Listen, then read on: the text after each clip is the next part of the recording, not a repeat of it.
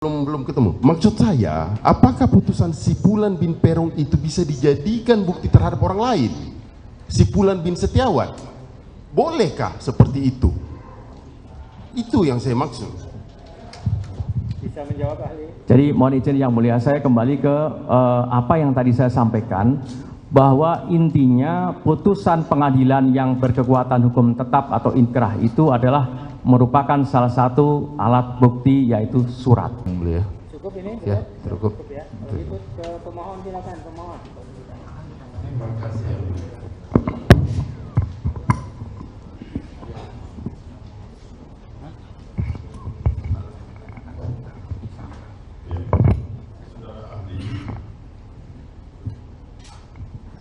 Sudah bisa kedengaran itu. Sudah.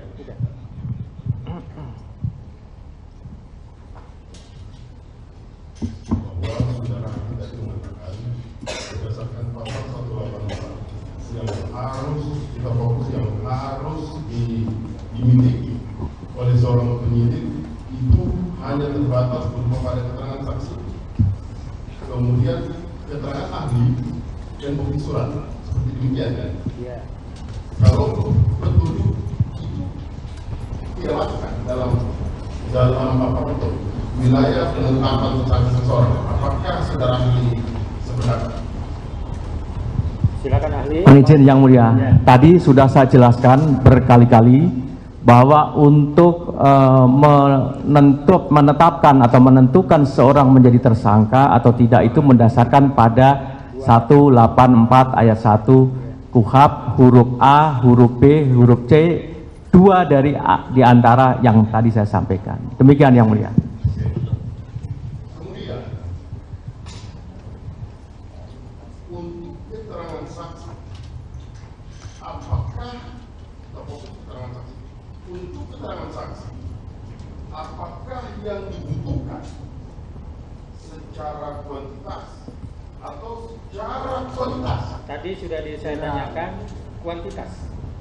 Maksud saya begini, belum selesai. Ya. Kalau kuantitas, saya kasih contoh. Katakanlah ada 60 saksi, kemudian 60 yang diperiksa, 13 orang mengatakan dia pelakunya, kemudian selebihnya sekitar 47 orang mengatakan bukan dia pelaku.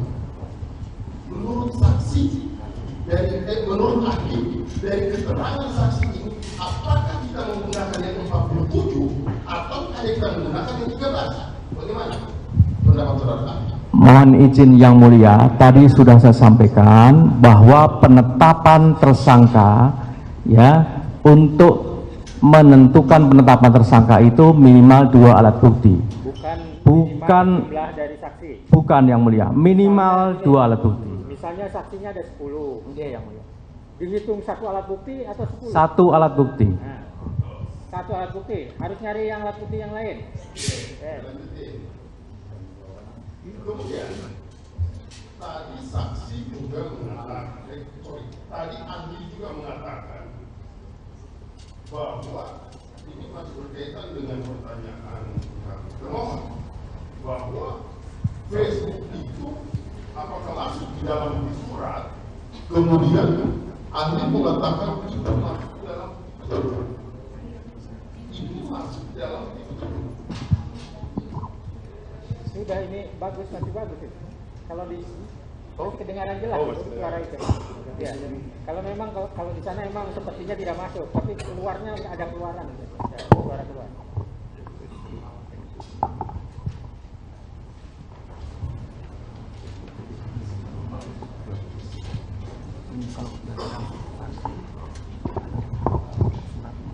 Ya, saya lanjutkan. Tadi saudara mengatakan bahwa Facebook itu tidak masuk dalam bukti surat, tapi dia masuk dalam bukti petunjuk.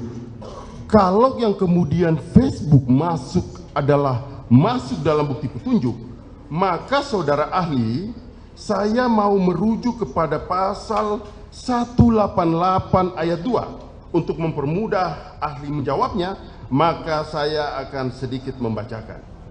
188 ayat 2. Petunjuk sebagaimana dimaksud dalam dalam ayat 1 hanya boleh diperoleh dari keterangan saksi, surat, keterangan terdakwa. Jadi hanya 3 dasar, keterangan saksi, keterangan terdakwa, dan keterangan surat. Hanya ini dasar yang bisa menunjukkan bahwa itu adalah petunjuk. Kemudian ahli tadi menyatakan bahwa Facebook itu adalah masuk dalam kategori petunjuk. Bagaimana jawaban saudara ahli atas pertanyaan saya ini? Baik, mohon izin yang mulia. Tadi saya menjelaskan bahwa akun Facebook itu dapat dijadikan sebagai petunjuk, bukan sebagai alat bukti yang dikualifikasi sebagai alat bukti petunjuk. 184 ayat 1 KUHP itu berbeda, maknanya sangat berbeda. Saya tadi sampaikan bahwa petunjuk itu alat bukti petunjuk di dalam 184 KUHP huruf huruf D itu akan diperoleh pada pemeriksaan di pengadilan dalam perkara pokoknya, tidak dalam dalam tahapan penyidikan. Jadi penyidik itu tidak bisa mengumpulkan petunjuk ya. Karena yang ini betul, di persidangan. Betul, jadi di persidangan dalam perkara pokoknya yang persidangan tidak bisa itu. Tidak bisa. Itu saya tadi menyampaikan seperti itu. Tidak bisa ya. Jadi dapat dijadikan sebagai petunjuk, bukan alat bukti petunjuk. Ketika sudah di persidangan. Ketika sudah di persidangan, baru makanya tadi kan yang berkaitan dengan substansi putusan pengadilan yang sudah berkekuatan hukum tetap, ya, yang kemudian ada di dalam pertimbangannya yang menyebut adresat DPO dan seterusnya, itu sebagai petunjuk bagi penyidik untuk kemudian ditindaklanjuti untuk mencari dan menemukan alat bukti. Nah, alat buktinya apa? Ya, alat buktinya 184 ayat 1 huruf A, huruf B, huruf C. 2 dari situ diambil dijadikan sebagai dasar untuk menetapkan tersangkanya. Demikian jawaban saya yang mulia. Oke, saya lanjutkan. Kemudian berkaitan dengan putusan pengadilan. Pertanyaan saya, apakah putusan pengadilan dapat dikualifikasi sebagai bukti surat? Mohon izin yang mulia, tadi sudah saya tegaskan, kalau saudara mencermati jawaban saya sudah berkali-kali menjawab itu. Oke, kalau begitu saya lanjutkan. Dalam putusan pengadilan, kekuatan pembuktiannya itu apakah terdapat pada amarnya atau pada pertimbangannya? Bisa saudara ahli jelaskan? Mohon izin yang mulia, saya boleh bertanya yang mulia kepada pemohon, apakah ini dalam kaitannya dengan putusan dalam pra-peradilan atau putusan dalam perkara pokok? Silakan dijawab. Ya, berkaitan dari pertanyaan termohon yang kemudian dijadikan berarti ini adalah putusan dari perkara pokok terhadap 8 orang terpidana yang kemudian juga dijadikan sebagai bukti surat di dalam persidangan pra peradilan ini. Yang saya ingin tanyakan, apakah kekuatan putusan tersebut berada dalam pertimbangannya atau berada pada amarnya? Demikian, saudara. Mohon izin yang mulia, jadi di dalam amar putusan itu kan jelas dalam perkara pokoknya yang dijadikan sebagai dasar, tapi dijadikan sebagai bukti, ya, bukti untuk menetapkan seseorang menjadi tersangka, itu salah satu alat bukti yang dikualifikasi sebagai alat bukti surat. Nah, terkait dengan proses yang ada di pra peradilan ini fokusnya adalah berkaitan dengan aspek formilnya, tidak menguji berkaitan dengan soal masalah material dari alat bukti tersebut. Yang tadi sudah saya tegaskan dan sampaikan jawaban saya berkali-kali, ya, ketika yang mulia juga tadi menegaskan kembali. Demikian yang mulia jawaban saya. Kami paham benar bahwa pra peradilan ini menguji terhadap formilnya. Kami paham ahli. Tapi yang kemudian kami ingin mengukur di sini adalah setiap bukti-bukti yang ada. Kira-kira demikian. Kemudian tadi saudara ahli mengatakan itu adalah bagian dari bukti surat. Pertanyaan saya, terhadap bukti surat tersebut. Saya akan memberikan sebuah contoh. Ketika bukti surat tersebut katakanlah bernama Sipulan bin Setiawan selaku Sipulan bin Setiawan, salah satu namanya. Kemudian dalam putusan pengadilan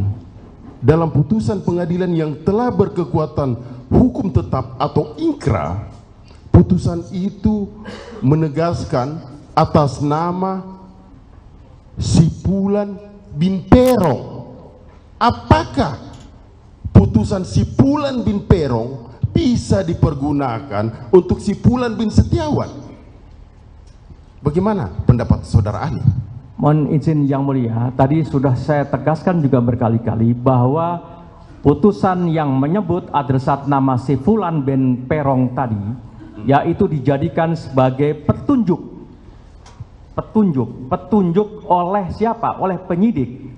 Ya, petunjuk oleh penyidik, dan karena itulah maka penyidik kemudian mencari siapa sebenarnya yang disebut dalam putusan itu. Demikian yang mulia jawaban saya. Kesimpulan ahli seperti itu. Maksud saya begini, ini belum ketemu. Maksud saya, apakah putusan Sipulan bin Perong itu bisa dijadikan bukti terhadap orang lain? Sipulan bin Setiawan, bolehkah seperti itu? Itu yang saya maksud. Bisa menjawab ahli. Jadi mohon izin yang mulia, saya kembali ke apa yang tadi saya sampaikan, bahwa intinya putusan pengadilan yang berkekuatan hukum tetap atau inkrah itu adalah merupakan salah satu alat bukti, yaitu surat. Bahwa di dalam isi putusan itu yang menyebut adresat nama tadi itu, maka itu dijadikan sebagai petunjuk. Tapi dalam soal penetapan tersangka dan seterusnya, maka penyidik harus mencari minimal 2 alat bukti yang tadi sudah saya sebutkan tadi. 2 dari 3 yang tadi saya sebutkan. Demikian ya.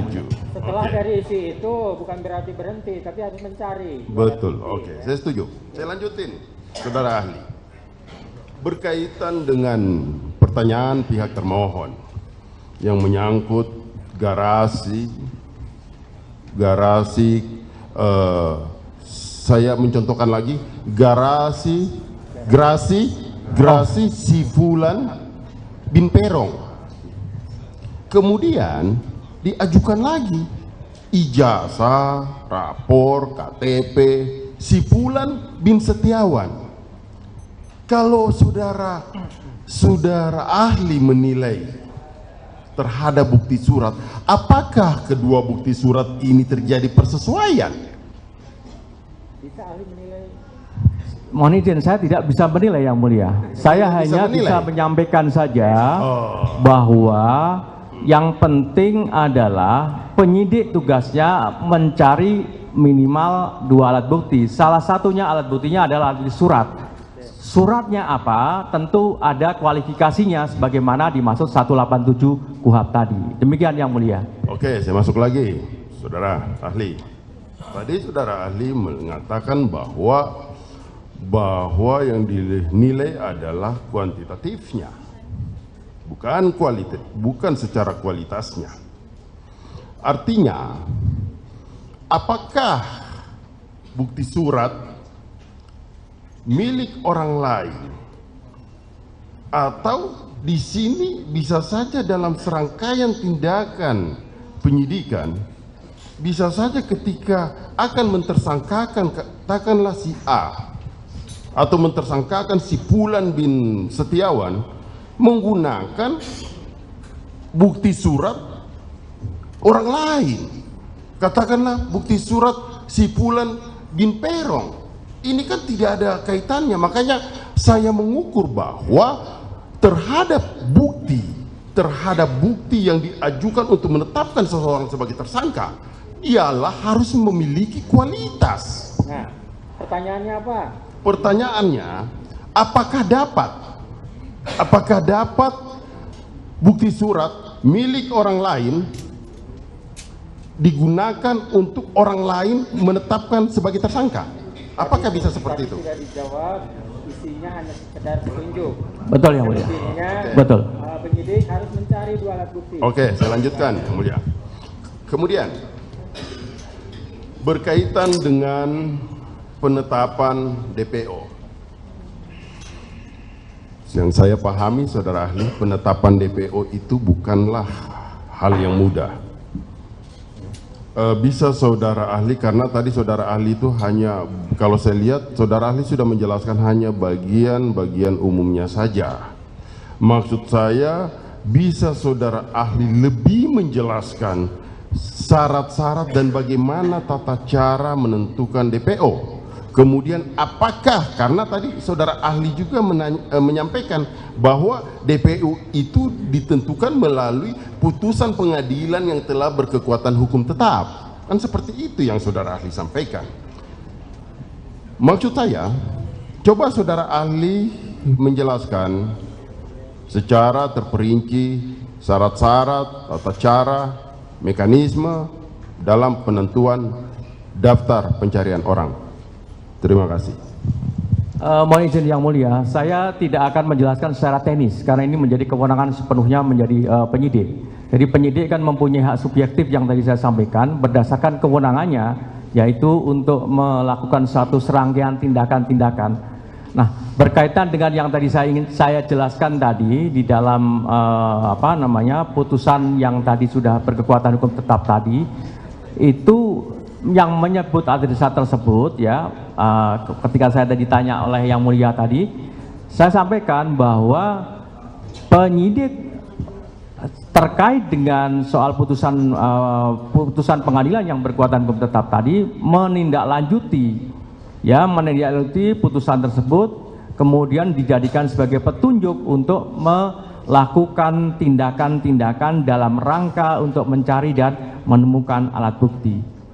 Saya kira demikian Yang Mulia. Yang bisa dijawab oleh ahli hanya seperti itu. Ya, tidak walaupun bisa sangat, memaksa. saya coba memuaskan diri ya dengan jawabannya. Oke. Download Tribun X sekarang, menghadirkan lokal menjadi Indonesia.